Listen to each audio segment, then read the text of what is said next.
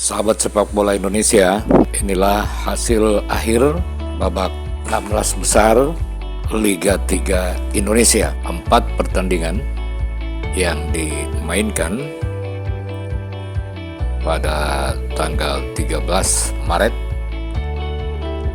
menghasilkan Serpong City walaupun membantai PS Siak dengan 1-4, tapi tidak menolong Serpong untuk promosi ke Liga 2. Karena di pertandingan lainnya, tim berasal dari Sumatera, Karo United, berhasil mengalahkan Persikap Kabupaten Bandung dengan skor 2-1. Dengan demikian, wakil di grup BB ini adalah Karo United dan Persikap Bandung. Sementara tim kebanggaan dan harapan masyarakat Gorontalo, Persidago, harus mengakui keunggulan Mataram Utama dengan skor 1-4.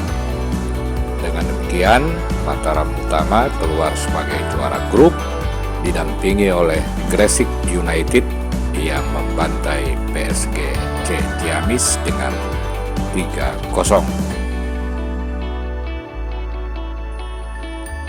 Jangan lupa like, komen, dan subscribe.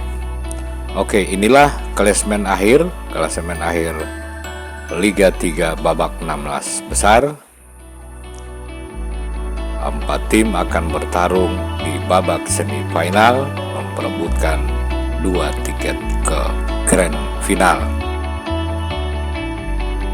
Ini daftar lengkap 8 tim yang promosi ke Liga 2 tahun ini.